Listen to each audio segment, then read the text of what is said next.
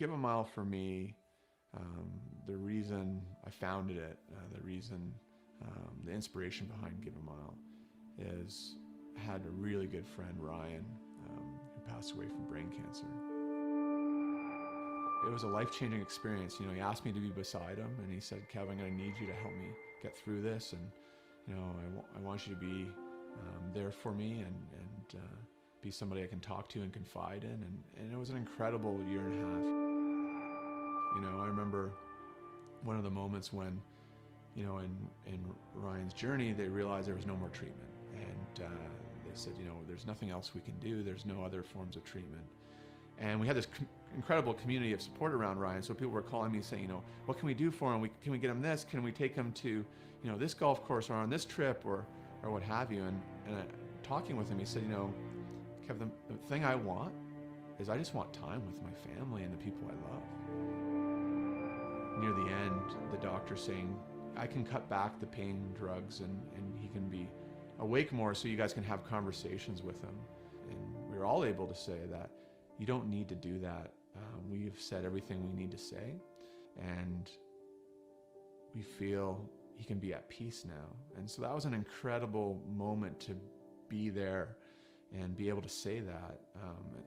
And so I wanted to pay that forward, that power of visit, that people connecting and being there, things that need to be said being said.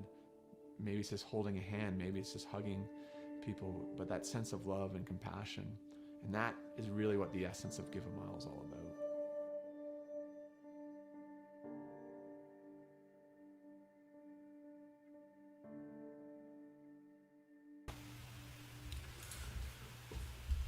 Ladies and gentlemen, James Hicks here, Hicks New Media and Infotainment News. Thank you for joining us Sunday afternoon, Sunday morning. I wanted to start with that video to show you the character of the person that I'm talking to today. Now, if that doesn't make you want to support, donate, help, evangelize the GiveAMile cause, maybe the next 45-minute conversation will. Let me introduce you, without further ado, ladies and gentlemen, Mr. Kevin Crowe. Kevin, how you doing, brother? Great, man. Thanks so much for having me. Super excited to have this conversation. So I started with the video, and I'm sitting behind the scenes getting slightly emotional about it. I've watched it 20 or 30 times already, and you did the video, and it's personal to you. I want to keep that front of mind as we continue to have our conversation, because I want folks to understand the character of the person that we're talking to. You and I go back. Look, you're a I'll give you a LinkedIn statement, right? Technology executive, ultramarathoner, philanthropist. But look, you and I were slinging servers and hardware and IT stuff back in the day. That's right. For some reason, I still never made it to the Calgary Stampede, but we'll get you there. We'll make that happen after all of this lockdown. I'll get it. Give the people the elevator pitch. Tell folks who is Kevin Crowe and why. What makes you you? You know, I got this really great piece of advice, and it was really about being deliberate in designing your life, right? And I think a lot of us go through life almost sometimes unconsciously, not thinking about, you know, what is it we really want and what are we really focused on. And the piece of advice I got was, you know, there's kind of some key pillars to design your life around. And the first one is, you know, do something that you love that's going to pay the bills. And for me, that's technology. And I work at Longview Systems, and I've been there for 20 years. And, you know, I think I was employee number 9, and now we're about 1,100 people. And so it's been an incredible journey, learning lots, and love to lead there and love to work with amazing people. And, you know, just so much going on in technology. I love that space. And the second thing is, you know, do something you love that keeps you fit, right? That keeps you in shape. And right now for me, that has been endurance events, especially running. Just ran a race called the Spine in January in England, which was a 268-mile endurance marathon through the mountains of England and Scotland. And then, you know, say that length one more time. I Yeah. mean, you don't want to gloss over that, right? So what was the length of the spine? Yeah, 268 miles. Okay. It's 7 days. The clock never stops, so it's not like you run a certain distance each day. You just have to be at certain points by a certain amount of time, or you're disqualified. And so, yeah, that was one heck of an epic adventure. And I've done a few of those events, although that's by far that's the longest one I've done. I've also ran like 240 miles and 100 milers and that type of thing. And then the next pillar is, do something that gives back, that supports the community. And for me, that's GiveAMile, and it's a passion project. It's 100% volunteer.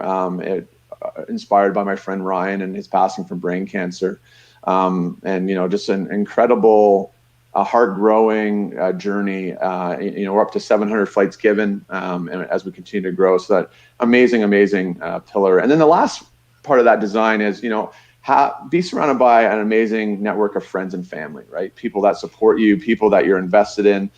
People that are invested in you, people that really care about your success, people that can mentor you, give you advice, people that also can, talk plain truth to you, right? Yes, Don't let your ego get out of control or anything like that. And so, if I look at my life, those are the principles I'm designing on, and I'm trying to, give energy to and be very purposeful around all those pillars and continue to improve and do better on each one of those.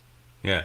And, those are the things that, right, make you a strong person mentally, physically, spiritually, right? Again, Mm-hmm. when you sit back and think about the challenges that we're facing right now, Mm-hmm. being locked down, you can't Mm-hmm. necessarily go out and engage with a lot of people face to face, but Mm-hmm. you found the way to continue to maintain that drive, that push to look. I don't have to sit in front of this computer all day. Mm-hmm. I can get out on my bike. I can get out there and run 200 miles across the globe. So Yeah. so let me tell you something.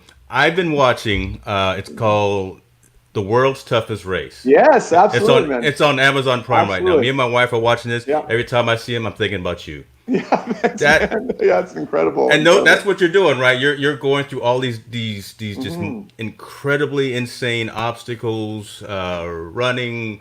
paddleboarding. I saw you posted on your Instagram the Yeah. other day. What you? Yes, so you paddleboarded from Yeah. one end of Canada to the other. Is that what you did? Yeah, we did 55 kilometers of paddleboarding on a river here in Calgary, the Bow River, which flows from the mountains basically past the city. And so that was incredible, right? Like the river's flowing, it's got some rapids on it and stuff. So learning how to paddleboard through whitewater and a great adventure. But, to your point, one of the things I really looked at, when COVID hit and lockdowns started happening is that mental state, right? And one of the really important things for a mental state is exercise and, physically moving. And we know that, you look at any study, it's like, I think exercise is like 2 or 3 times more powerful than any antidepressant they've ever come up with. And so, I really said, hey, I'm going to double down into fitness. I'm going to make sure I keep my discipline.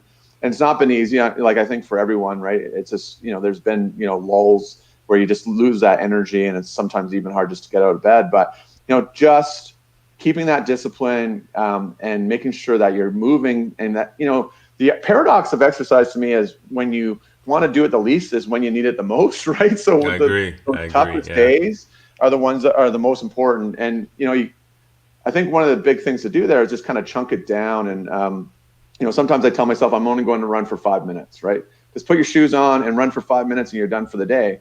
Because I know once I'm in motion, once I've kind of gone through that, put my shoes on, I started running, and okay, my mind's going to switch into, okay, here we go.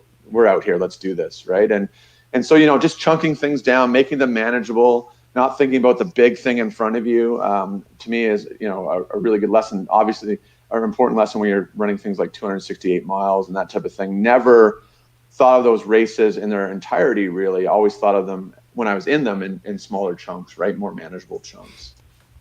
Now, are you specifically training for anything right now, or are you just getting out there and getting after it for the most part? Yeah, just getting after it. I mean, ran the spine at the end of January, and normally kind of, after a big event like that will, take about a year, because it takes obviously a lot of time for your family and that type of thing. Right. You want to get back, but it's an interesting time because a lot of those races, are run by, people that are pretty passionate. There's not a lot of money per se. And so, who can survive through COVID and what events stay and what events happen. It's going to be, real interesting.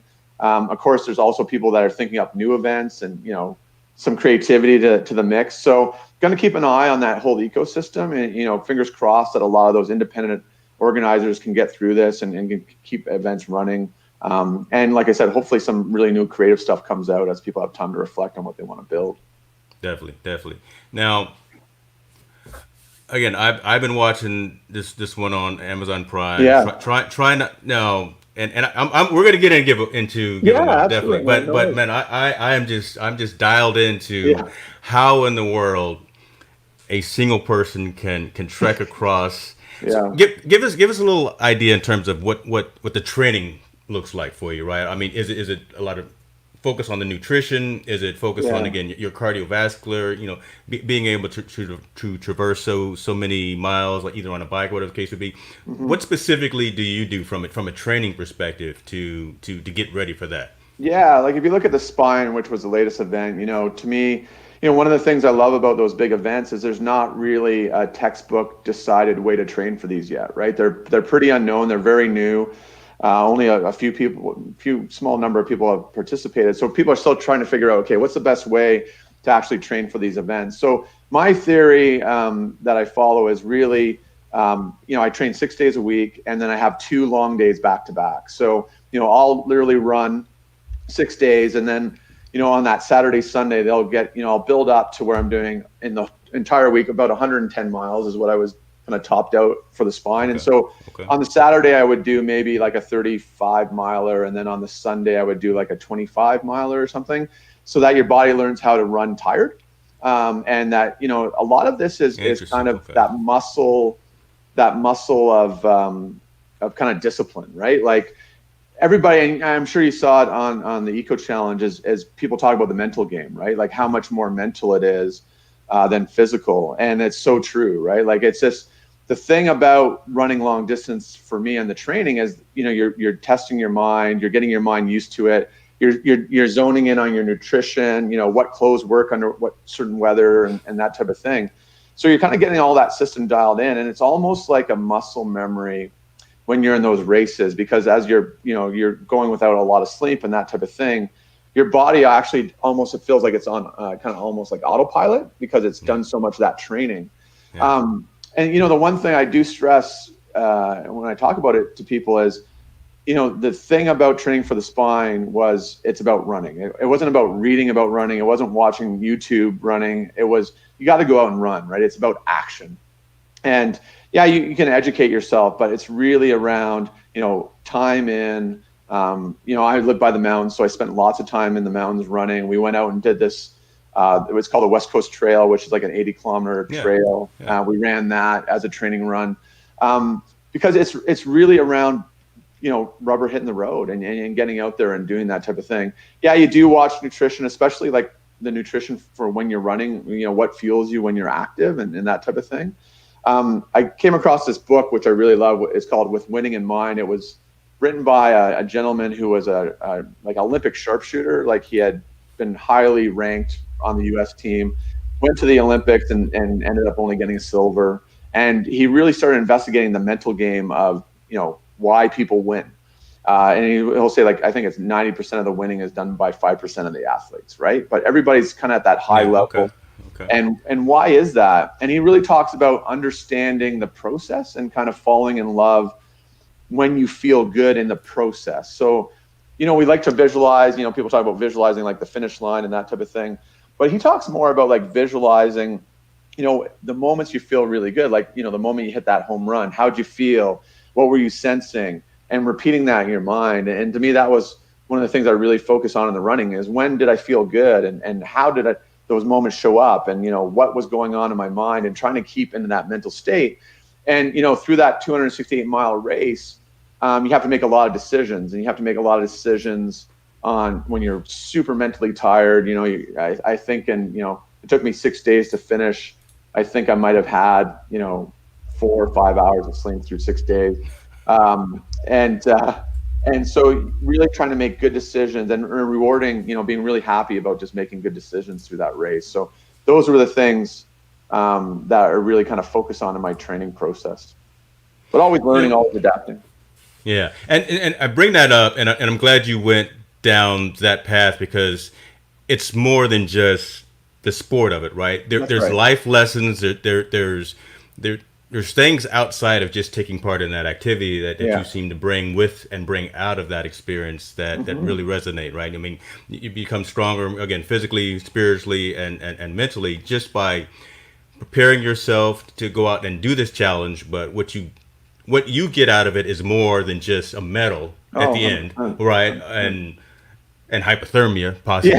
Yeah, that's right. but there's some really good life lessons that I guess that really is what drives folks to do something like that, right? It's the metaphorical learning is huge, right? And I think they talk a lot about that in the Eco series. You'll hear people kind of refer to that, and it's not just about the finish line, right? That there's a whole bunch of things happening, and there's something. When you're that tired and that exhausted, your ego will be ripped bare, right? Like you can't lie to yourself anymore. You can't tell yourself any stories. And in those moments, you're going to have to learn, and you're going to grow and kind of rise up. And to me, I feel like any of those things, like, courage, tenacity, discipline, they're all muscles, right? Like the more you can expose yourself and the more you work on them, the better you'll be at with those muscles. And that's, I think, through all of life, right? So if I can, find more courage in the spine, I can apply that when I come back and I'm a leader at work, right? I think, one of the big things is that you really learn how your mind works when you go through those races, and, how your mind ebbs and flows. And in the spine, it was in the winter in England and Scotland, so really bad weather. Like, literally we had 90-mile-an-hour winds, and it rained pretty much every day. I think we had 2 or 3 hours without rain. So you're cold, wet, you're trying to get through these mountains. And all of that, your mind is going to play all these games. And one of the biggest things for me was, accepting the situation for what it was, right? Because when I first started running, and it's on the national trail, and it's called the Pennine Way, but it's not really a trail. You got to do lots of navigation, and it's muddy, and it's like through swamps. And I was like saying, I wish the trail was like this, or I wish the weather was like this. And it was like, well, you can wish all you want. This is what it is. Like, just step up to it, like, adapt to it. Yeah, that's right. And not fight it to be something else, and really to be present in that moment and work on overcoming those obstacles. And, I love the Stoics, and I read a lot of Stoicism, and, Ryan Holiday's got some great books. The Obstacle is the Way is one that I really love. And it really talks about that obstacle there is the learning experience, right? So don't try to avoid it. Try to, embrace yourself in that moment of, okay, what's it trying to teach me? What can I learn from this? How can I be better from it? What is it going to take to overcome this, and then reflecting on those lessons. And to me, that's what I love about those ultra races, is they have so much of that in them. And, you just, you learn so much about yourself. It's hard to overstate that, right? So how long have you been doing ultras? About 10 years, Okay. Yeah. So you've been able to translate some of what you do from that perspective, the competition and those activities, into what you do at Longview, correct? Yeah, absolutely. Yeah. And GiveAMile and all those things. I think, if you look at GiveAMile, and, we give flights to people that are end of life to be with their loved ones. And there's so many learning lessons from those families. I always say, one of the things that, GiveAMile gives me gifts every week, because I'll be talking to family members, and, they're at end of life. And, I'll be thinking about some problem I have at work or something going on. And then you talk to somebody and they might have a child that's passing away. They might have a father, etc. And it just puts everything in perspective. And you realize that, everything's impermanent. I only have so much time. And I also need to make the most use of that time in the most valuable ways I can.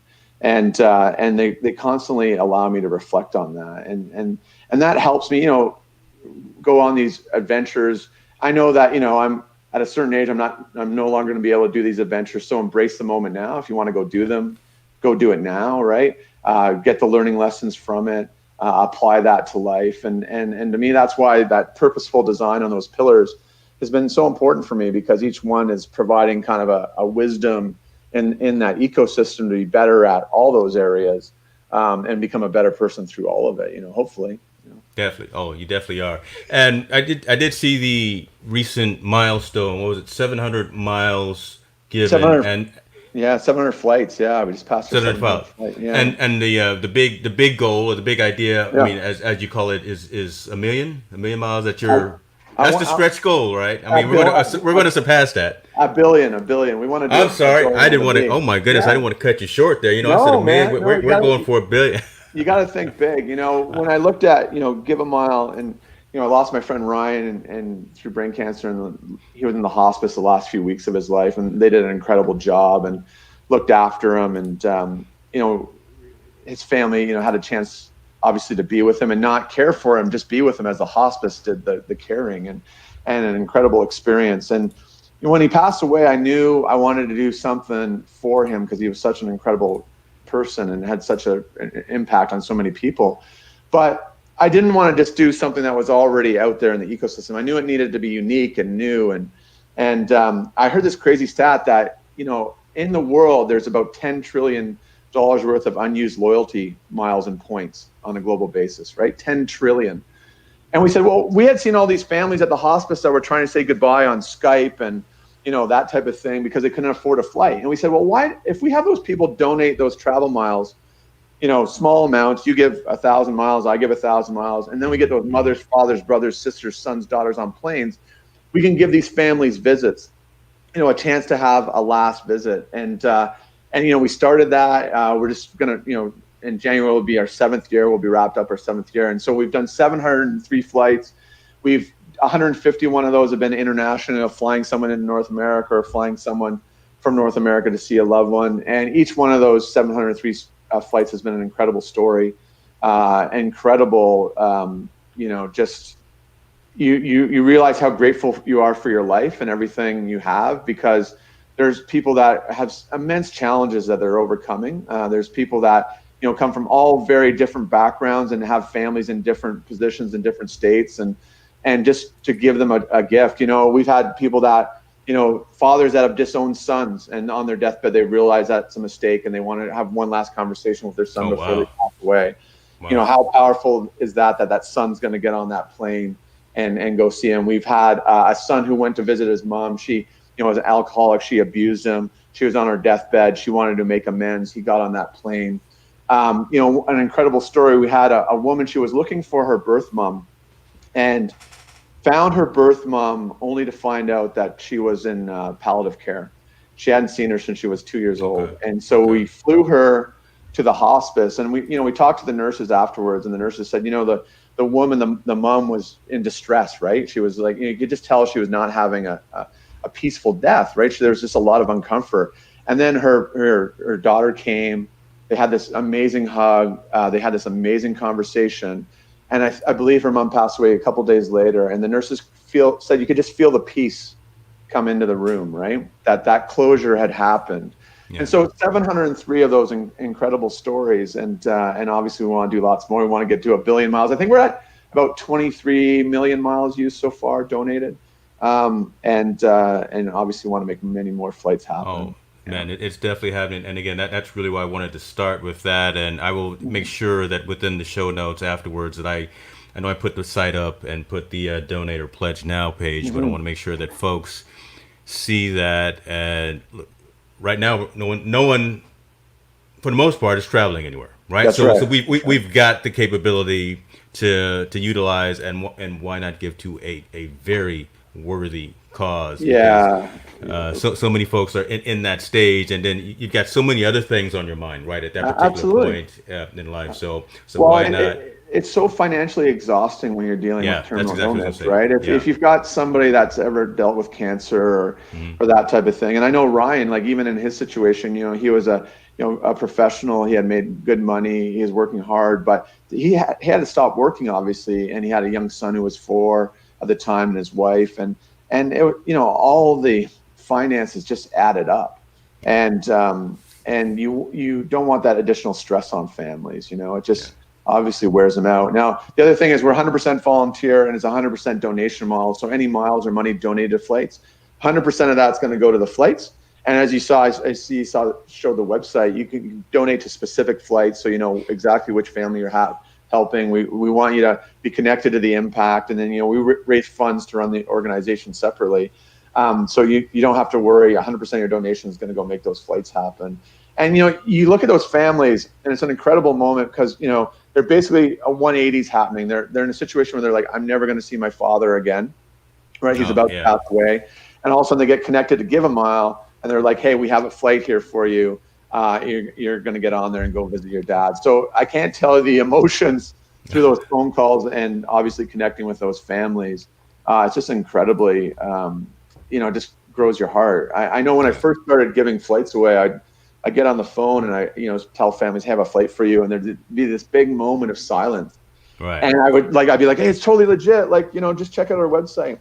But then what I realized was it was nothing to do with that. It was the fact that in that moment, there's not words, right? Because it's such a powerful thing for humans to connect to humans in that moment. And as one woman said to us, she goes, you're telling me that people I don't even know, complete strangers, are willing to donate to give me this flight? And I'm like, absolutely. And she goes, I can't tell you how much faith and belief that gives me in humanity, right? That at this moment, these complete strangers are willing to give me the most powerful, important gift that I've ever had. I didn't ask for it. I need it. But you know what? Someone who doesn't know me from anyone is providing this to me in my most needed time. Right? 100%. And to me, that is so important, especially in these times right now, for us to see each other and live in that kind of kinship of humanity, right? That we're here to help each other, that we're going to be there for each other.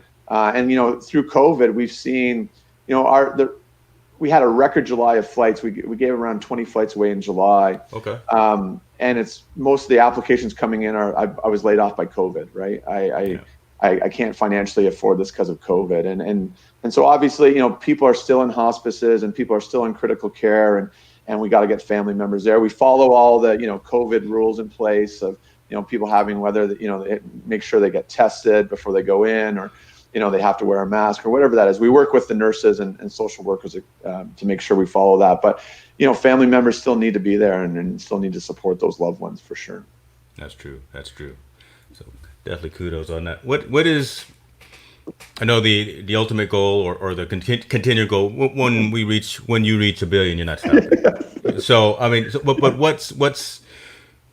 what's next though? I mean, I mean, are you going to continue to focus on providing those flights? Are you maybe looking at pivoting or adding some additional services to some of these families, or are you going to stay kind of laser focused on getting you from point A to point B to be with that person? Yeah, our next big step is really we're expanding it in the U.S., right? So we're founded out of Canada. That's, you know, where I live up here in Calgary. About doing a real focus expansion into the U.S. We think it's a great time. We'd love to bring some more compassion to our American friends, brothers and sisters. So really bringing a big effort there and working more with the U.S. point programs. And getting some more U.S. point programs on. So that's kind of going to be our next big step. And by all means, if you're in need of the flight, you're listening to this story, don't hesitate to reach out. We'll still work with you. But we're going to expand that and put an effort. The one big thing I want to make happen that's kind of outside of GiveAMile is the fact that I want more social entrepreneurs and innovators to be working and thinking about how to use these loyalty point programs. There's 10 to 11 trillion dollars worth in the world right now that, you know, are sitting kind of on the sidelines. People are collecting them. They're going to use them at a future date. But if you think about that, you know, we could immunize every child from 0 to 15 in the world for about $250 billion right now, is my understanding. So if we could get some more social entrepreneurs in this, thinking about, hey, ways that you can use these loyalty programs and make social good happen, because it's such a beautiful win-win-win for us. You know, Aeroplan here, which is Air Canada, has been a huge partner for us, and it's a beautiful win for their brand, right? Because they're 100% committed to social good. They're doing it out of the goodness of their heart. It's a great win for obviously the families that are getting the flight, but it's a great win for us collecting miles and points. We can do something socially good with them. Yep. To your point, you know, we can do some flights and we can go on our vacations, but we can also give some of these to people that need them, and maybe there's more creative ways we can use them. So, I call that out to any social entrepreneurs, innovators out there. Like, look at this space. There's a lot of impact to be had. If I told you as an entrepreneur there was $11 trillion sitting in a VC account somewhere, you would go after it pretty hard, right, to do some innovation. I would have something to do for sure with that. Yes, that's good. Absolutely, right? Yeah. 100%, man. I love that. It's funny because I got my notice from Mileage Plus. I'm looking over here at my email now from United, and Mr. Hicks, you have X number of miles going to expire. Yeah. I now know where some of them. So once you expand to the yes, I definitely now know where those are going to go for sure. Yeah, and you can donate your U.S. travel points right now. You just have to donate them and enough for an entire flight, because I can't transfer small amounts, right? Okay. So you could donate your United, like it's a commitment to say, hey, Kev, when you connect with a family, let me know and we'll make that flight happen. So by all means, all our American friends can definitely go to the website and donate points. And of course, money as well obviously helps us. We do about 12% of our flights in cash, just because we can't find a point or seat on points, or just doesn't make sense. And like I said, we have fees and that type of thing. So everybody can participate. And we historically have done flights in the U.S. and we'll continue to do flights in the U.S. We just want to do it on a bigger scale for sure. So I love the call to action now to the viewers and the listeners. Right now, we've got the call to action as opposed to me giving it to someone else at a meeting for work or something. So I like that. That feels a little bit different. Yeah. What are you doing? I know you said you were out on the paddleboard for an extremely long distance. What are you doing along with GiveAMile? What are you doing for you? I mean, you know what I mean? So to keep yourself sane, grounded during this particular time that we've got right now. I mean, are you I'm not even gonna put any words in your mouth. What is it that Kevin Crowe does, when you need to unwind, you need to relax, you need to kind of refocus and recenter right now? Yeah, for sure. It's interesting, right? As COVID hit, I have a very structured, quote unquote, daily routine, right? So I'll wake up at 4:30 every morning. I meditate, I work out, I meditate again. Then I have a cold shower. And then I do about an hour of like journaling and what I would call deep work. Like before I take a meeting, right? Before I hop into a Microsoft Teams or a Zoom call, what are the key things I need to do? And I have this tool I use, a productivity journal, kind of measuring my productivity and focus on that type of thing. And then also at night, I read a minimum of 10 to 15 minutes, kind of before I go to bed. So I looked at that routine and I said, what are the key things that are going to help me through COVID? And, like many people, I've been learning and pivoting, right? Like what's working, what's not working. I've had my high moments, I've had my low moments. And, I'm a social person. Like my wife's a little more of an introvert. So she goes, look at introverts are going to rule right now. Extroverts are going to be challenged. So I realized, there's a couple things that I had to make sure I put in there. One was just having like non-business, agenda conversations, right? So when we hop on any call, there's usually a time allotted to it. There's a purpose, like from a meeting point of view, right? We're trying to get this done. But hey, I just want to connect with people and just have a conversation of where it goes. So really building that in. Sometimes that's like when we're in more of a heavier lockdown, was like having people come over and going for a walk. Let's just do a 30-minute walk, just catch up, have a conversation. Sometimes that was like a quick Zoom call with a drink in hand. Let's just chat and that type of thing. And then I realized like the other thing I needed was, I love to have intellectual conversations, philosophical conversations. Anyone that's hung out with me and had a few drinks with me will know that's kind of where it's going to go. That's why, look, there was a method behind the madness. That's why I went that way, right? That's specifically why I went this way. So, yes, sir. Yeah. So then I said, okay, well, I got to get some of that going. So got connected to a book club, which is full of some of business execs I know and that type of thing. And so, we're reading a book a month and we're having conversations on that type of thing. And then just participating in some kind of like, I guess we would call them like meetups, like Zoom meetups, where they're having certain conversations around certain topics, social entrepreneurship, that type of thing, where there's more of a philosophical high end conversation not tactical, right? Just working through ideas. And those have been huge for me, you know, like just really stimulating the mental part and the social part. And then the last thing I say is I call it the COVID roll call. So I just have a bunch of people on my roll call that, you know, I check, it pops up every 2 weeks. Like, who haven't you chatted with? Who do you need to reach out to? That's good. Who might be off the radar screen, right? Because, you know, obviously everyone's in a different state. My son's 18. We have lots of our friends that have younger kids, and they're just in such a different state. You know, I've gone with not seeing them for a month, maybe a month and a half. And, you know, sometimes I almost feel, and they welcome it as like, drag them out, right? Like, look at, man, you've been in the house a little too long. Coffee's on me. Just come with me. I don't care. Bring the kids. If they're running around like crazy, that's fine. Let's just see each other. So those are the tactics that seem to have helped. And this is just guesswork. I'm not a virologist or anything, but I expect, at least in Canada, we're going to be locked down in October again. That's our flu season. It will pick up. Yeah. And so, you know, purposefully going in the mountains, purposefully getting on the paddleboard and paddling the boat every weekend, trying to get outdoors as much as possible, just to recharge that part. And, you know, our winter obviously here in Canada is a little harsh, so that's a harder time to get outside. So really trying to get outside as much as possible as well. That was a softball question, because I knew you were going to take it that way, and you know, in all seriousness, you know, the reason why I did that again was kind of go back to how I opened.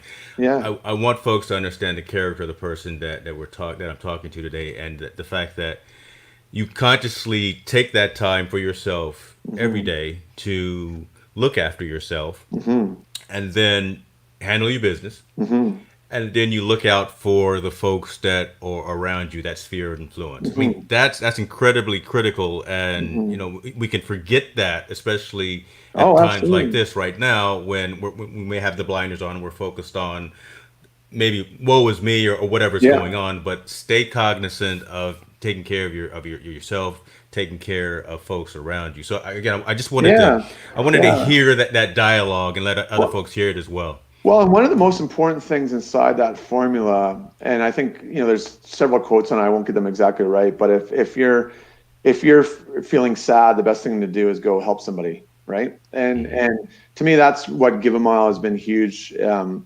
That, you know, when we help others, when we're reaching out, whatever, you know, charity or form that is that's you're passionate about, but when you're helping others, it does something for yourself, right? Like, I don't know, I can't explain it, right? That the fact that you're, you know, once again, that concept of like community or kinship, of seeing each other, understanding the human condition and being there for each other, it's powerful. You know, I always say thank you to the families that we give flights to, and they always say, why are you, like, don't say thank you to me? And I'm like, but you don't understand, there's a couple things here. It's super helpful for myself, you know, just what it means for my spirit, for my heart, you know, just your soul, right? And then every time I do that, the memory of my friend Ryan's alive, right? And I think of him and I reflect on him, and, you know, he's been passed away 10 years now, but he's still so much part of our family, our DNA, our community. And, you know, I just think he's giving me a wink, right? That every time one of those flights go out the door, and, you know, his son's 14 now, and he always asks me, you know, how many flights are going out the door? How's GiveAMile doing? And I just love the fact that this man who had, you know, gave such inspiration, such impact on us, that he's still creating impact even though he's left us, right? You're definitely doing the good work, man. I would definitely say that, and I'm internalizing a lot of what you're saying as well. I'm going to take a lot of that to action. And my family knows. I mean, I believe the exact same way that you're saying, right? So holidays, Christmas, birthdays, whatever, folks will ask me, what do you want for your birthday or for a gift? I don't want anything. Make a donation to charity. Right? And for you know, for the past 20 years or so, that's been what I've told folks. Give it. If you want to give me something, give something to someone who really needs it. Absolutely. Right? And that feeling of giving, that little feeling of giving back, of making some sort of difference in, you know, the St. Jude's, the March of Dimes, where the American Cancer Center, wherever. Now GiveAMile. Absolutely. Anywhere, just makes it worthwhile in terms of that effort. So I appreciate you saying that and vocalizing that. Well, there's a great mental model, and I forget who kind of gave me this exercise, but and there's no trick to this. I'm not trying to use this as a some sort of trick to change your mind on religion or anything, but it's a good mental exercise. Is that you come to the end of your life and you show up in a courtroom, and the judge asks you, give me your case, give me the hard facts on why you led a good life, right? Like what you did to make the world a better place. And I think a lot of us would default to kind of like just platitudes, right? I was a good person. I was kind. I looked after my family. But if you really start to dig into that, and to me, that's one of those things I challenge myself with is, what is your case? Like, what is the hard evidence? Like, what are the things you put on the table? And especially for people like ourselves that are doing well, we work in tech and obviously live in these amazing countries. And okay, so I can send the elevator down to help people. I have an obligation to help others. And so I ask myself that a lot, like, what is the case? Where is the evidence? What are you doing? What are you capable of? And I want hard evidence, right? I don't want it to be like, I was nice to the waiter today. What are those facts you can put on? And the other kind of mental model I use is, you kind of think of, what's the purpose of life? And obviously big questions that are really hard to answer. But if you woke up in a weight room and, you could go around asking people, why am I in the weight room? Why are we in a weight room? Or you could realize, hey, I'm in a weight room. Probably should be working out, probably should be exercising. And to me, that feels like what life is about, right? That we have this amazing opportunity to grow, learn, challenge ourselves. And I can go around and kind of spend my time trying to figure out why that is. But everything kind of points to the fact that that's what I should be doing, right? And we'll figure that stuff out afterwards. So those mental models to me have been huge, like kind of always recentering yourself on them. Are you following them? How are you showing up in regards to them, for sure, So the moral of the story, the rule of the story, if you got another opportunity and you wake up and you get out of bed, don't waste that 24 hours. Absolutely. The Stoics talk a lot about how we look to death as something coming towards us, but we don't really look at death as the time that's dead to us from the past, right? That's think of all the time we've used, that's dead time. We can no longer go and get it back. And I think if you analyze it, you'll all of us, right? We'll look at time that we use valuably and time that we wasted and time when we do things differently. But we don't necessarily apply those lessons for the time going forward, right? Which soon enough is going to be dead time to us as well. And to really embrace those. And, one of the things that, Ryan really showed me was, and, I talked a little bit about in the video, is when we realized like there's no miracle cure that was going to come and time was running out. I said, hey, bucket list, like, what do you want to do? But he said, the thing he wanted to do was just be with his friends and family, and to watch him play Connect 4 with his son, or watch Jungle Book with his son, or, just have like a tea and have the sun on his face. There's this beautiful patio that was at the hospice, and just watch him enjoy those moments. You realize that life is all these little things, right? That it's not those big moments. Those big moments are great and they happen and they're tremendous. But, you think about all those little moments and how that really are the things that, stay in your heart. I've been watching the Eco Challenge as well and just got to the end of it last night. But there was this real powerful moment where that one gentleman, he's on the Canadian team, he talks about, he was doing the race with his 18-year-old daughter. He said one of the things that he really appreciated about the race the most was that his daughter reached out to hold his hand. Because he goes, I remember when I was a dad and she was a little kid, and any dad will totally resonate with this, is your child grabs your hand and you are the protector of the world. They are safe.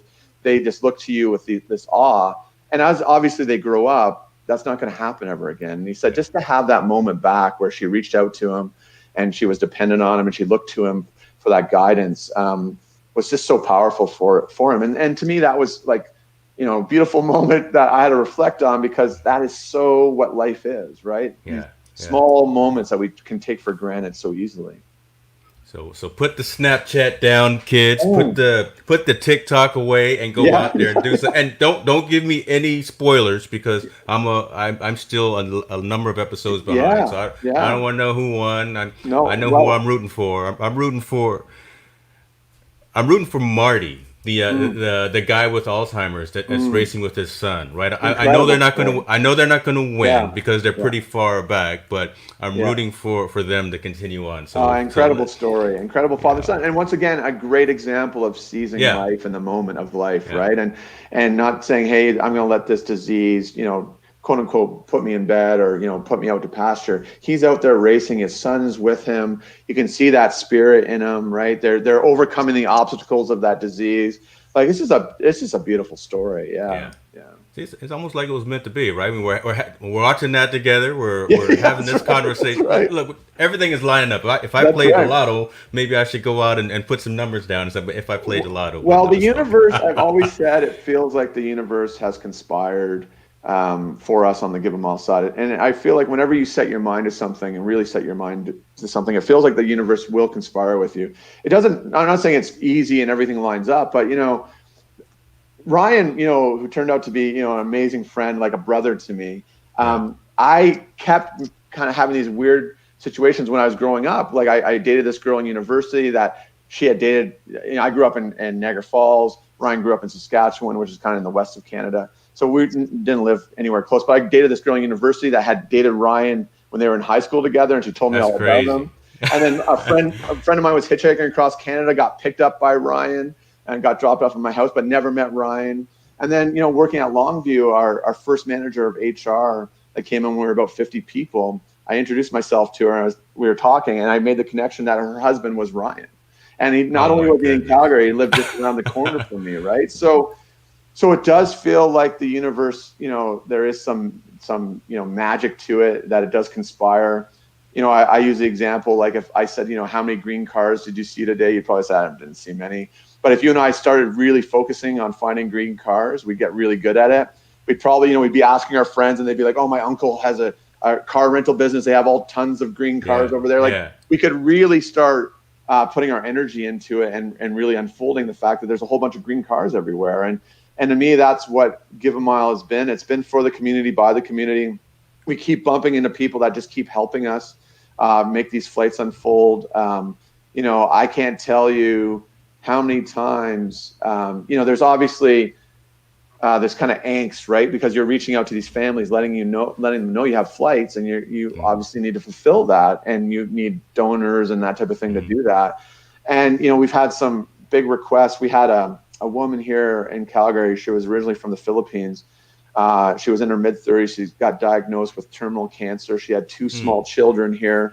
She didn't have any family here, and so she was like, I want to fly back to the Philippines because I have, I think she had 10 brothers and sisters there, and so they will raise my children. The social worker called us on a Thursday and said, I need, these 3 flights. It was 4 because they needed a nurse to fly with them. We need these 4 flights to the Philippines, and we need them to fly Saturday morning because her condition's deteriorating.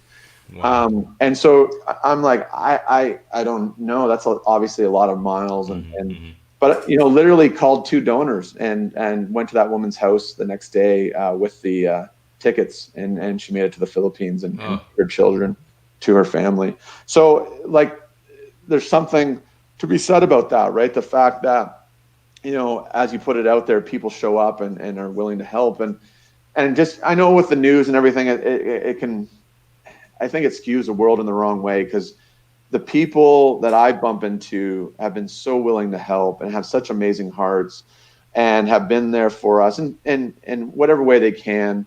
And it's been incredible, right? Incredible to see how good people are and how willing to help people are. It's just, I have really strong faith in humanity, regardless. We have lots of problems we have to fix, don't get me wrong, and we have to do so much better, and we should be doing so much better. But the intent of humanity, the average person's intent, is just coming from a really good place, right? Like, there's so many good people out there. Yeah, if we focus on more positive as opposed to negative, then we will have a brighter life and definitely be in a better place. And it's something that we should all be doing. Yeah, and I think focus on pragmatic, real solutions, right? Like, one of the things, I would say about GiveAMile to me is that there was no other charity in this place, nobody else that I know of that does flights for palliative care. Obviously, we had that Miles situation.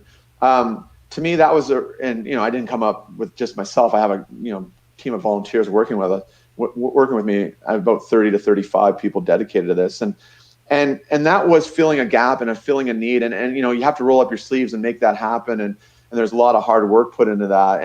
And to me, that's the conversations we need to be having. And those are the important things. Like what's getting results? What's working? What can we do here? What do people really need?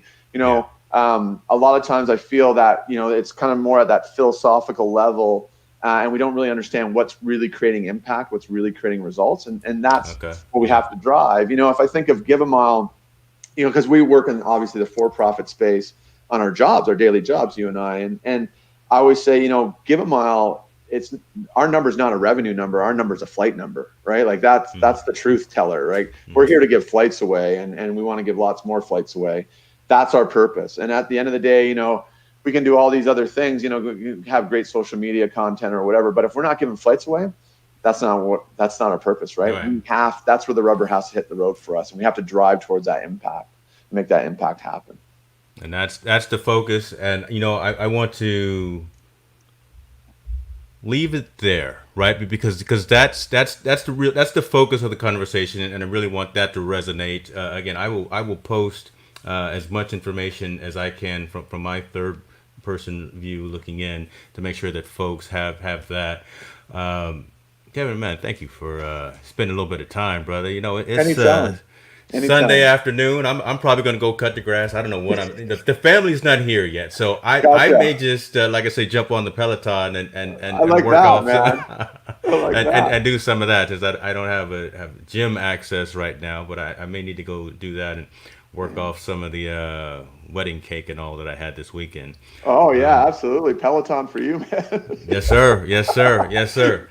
What do you got going on outside? You got anything else? You said you're not training for anything, but you're hitting the trails or anything anytime soon. Where could people, if I throw out your Instagram to folks, where will they find you next? What river or forest will they find you in next? Yeah, I've been keeping an eye on a certain mountain I wanted to climb out here, and I think I'm going to go do that this weekend because fall's coming pretty quick.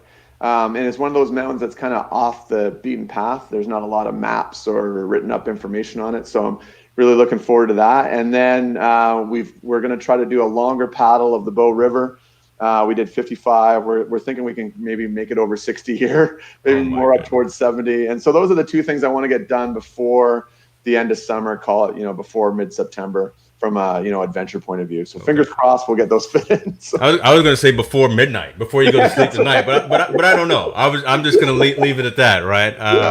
Yeah, absolutely. Brother, I appreciate you, man. Thank you very much again for joining. You are a good man. You are you have a great heart.